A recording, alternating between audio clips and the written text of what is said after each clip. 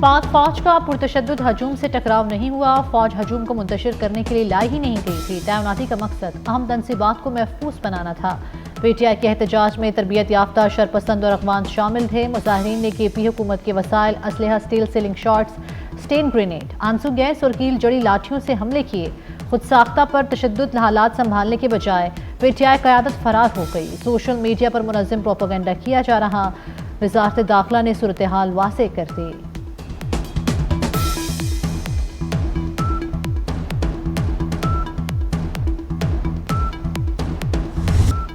झूठी अमवात का propaganda PTI के गले पड़ेगा। मुराद सईद ने लाशें गिराने का मंसूबा बनाया।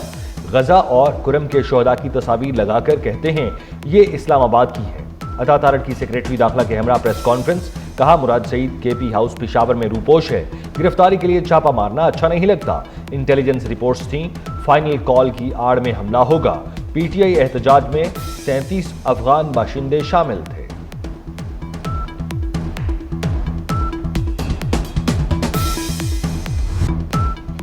बानी पीटीआई ने डी चौक आने का नहीं कहा, सिर्फ इस्लामाबाद पहुंचने का कहा था।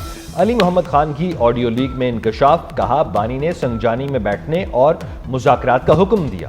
कारकुन किसके कहने डी चौक गए। बुशरा बीबी की शमूलियत बारे भी बानी को नहीं मालूम। बानी की हुक्मदुली का बुशरा बीबी समेत किसी को हक नहीं। एहतजाज का ऐलान अलीमा खान की बजाय बैरिस्टर गौहर को करना चाहिए था। अलीमा खान ने खुद क्यों एहतजाज की कॉल दी।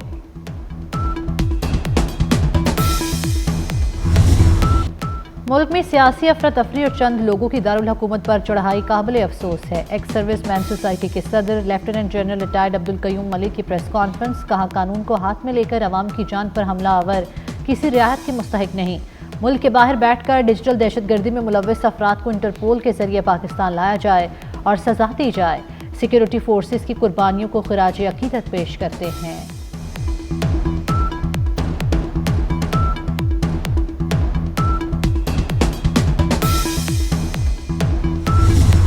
सूबे में अमन व अमान के लिए 5 दिसंबर को एपीसी बुलाई जाएगी। गवर्नर खैबर पख्तूनख्वा फैसल करीम कुंडी का कोहाट में जिरगे से खिताब। कहा अमन व अमान के लिए हर किसी को किरदार अदा करना होगा। वजीर आला अली अमीन गंडापुर को एपीसी में शिरकत की दावत। भारत की तरह पाकिस्तान भी इंडिया में कोई टूर्नामेंट नहीं खेलेगा। आईसीसी चैंपियंस ट्रॉफी पर डेडलॉक खत्म करने के लिए नया फार्मूला सामने आ गया। फार्मूले के तहत भारत दुबई में मैचेस खेलेगा। पाकिस्तान भी भारत में कोई टूर्नामेंट नहीं खेलेगा।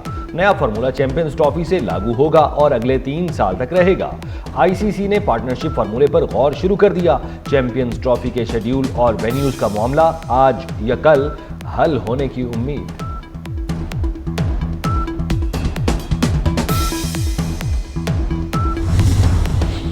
भारत को आईसीसी की सरबराही मिल गई। भारत के जय शाह ने आईसीसी चेयरमैन का चार्ज संभाल लिया। जय शाह ने बतौर आईसीसी चेयरमैन काम का आगाज भी कर दिया। जय शाह भारतीय क्रिकेट बोर्ड के जनरल सेक्रेटरी के ओहदे पर फाइज थे।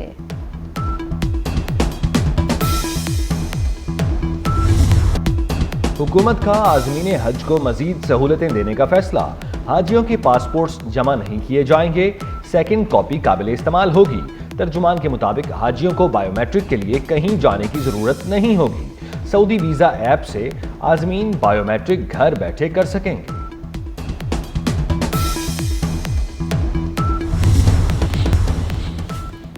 गजा पर इस्राएली हमलों में तेजी आ गई। इस्राएली फौज की बमबारी से 24 घंटे के दौरान मजीद 100 फलस्तीनी शहीद हो गए।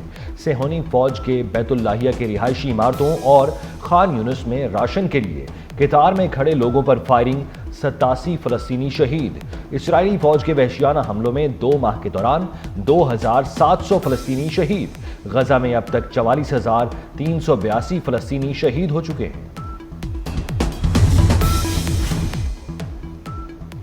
जंगबंदी के बावजूद इस्राएली फौज के लिबनान पर हमले जारी। इस्राएली फौज ने वादी बक़ा में रिहायशी इमारतों को निशाना बनाया। 2 लिबनानी शहीद, 4 जख्मी हो गए।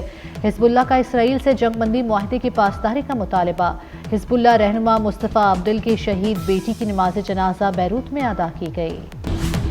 पंजाब में पहली बार शुगर के पैदाइशी मरीज बच्चों के लिए मुफ्त इंसुलिन की फराहमी का प्रोजेक्ट। वज़ीर आला पंजाब मरियम नवाज का शुगर के मर्ज में मुब्तला बच्चों को इंसुलिन घर पर ही पहुंचाने का फैसला। चीफ मिनिस्टर प्रोग्राम के तहत रजिस्ट्रेशन का आगाज खुसूसी हेल्पलाइन 1033 पर कायम। सिंधी सकाफत के दिन पर सिफारतकारों की मुबारकबाद। अमरीकी काउंसिल जनरल ने सिंध की रवादारी की रवायात को खराज तहसीन पेश किया। General council general doctor Rodriguez Sindhi सकाफत के रंग में रंग गए। सिंधी टोपी और अजरक पहनकर सिंधी जुबान में मुबारकबाद दी।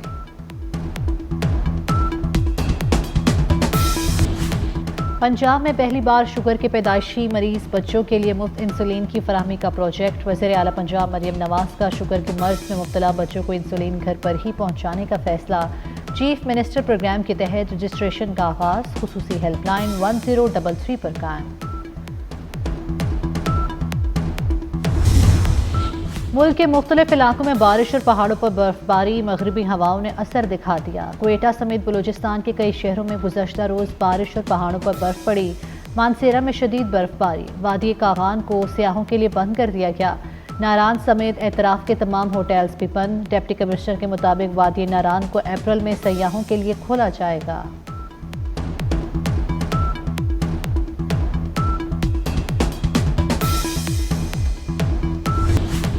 पंजाब में पहली बार शुगर के पैदाइशी मरीज बच्चों के लिए मुफ्त इंसुलिन की फराहमी का प्रोजेक्ट। वज़ीर आला पंजाब मरियम नवाज का शुगर के मर्ज में मुब्तला बच्चों को इंसुलिन घर पर ही पहुंचाने का फैसला।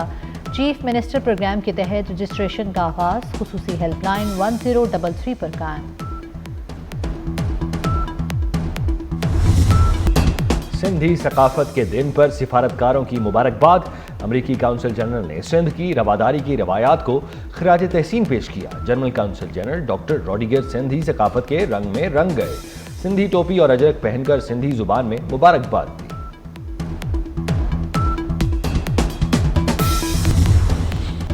पहले टी20 में शाहीनों की फतह। जिम्बाब्वे को 57 रन से शिकस्त दे दी। पाकिस्तान ने पहले बैटिंग की, 166 रन का हदफ दिया। जिम्बाब्वे की टीम 108 रन ही बना सकी। अबरार अहमद 3, सुफियान मुकीम भी 3 विकेटें हासिल कर सके। हारिस रऊफ 2, जहांदाद खान ने 1 खिलाड़ी को आउट किया। पाकिस्तान ब्लाइंड टी20 वर्ल्ड कप के फाइनल में पहुंच गया। मुल्तान में खेले गए सेमीफाइनल में पाकिस्तान ने नेपाल को 10 विकेटों से हरा दिया। पाकिस्तान ब्लाइंड टीम ने 95 रन का हदफ 5.3 ओवर्स में हासिल किया। और फीफा वर्ल्ड कप 2034 की मेजबानी सऊदी अरब को मिलने का इम्कान। सऊदी अरब की दरखास्त को जायजे में 500 में से 420 पॉइंट्स मिले। मेजबान मुल्क का ऐलान 11 दिसंबर को किया जाएगा।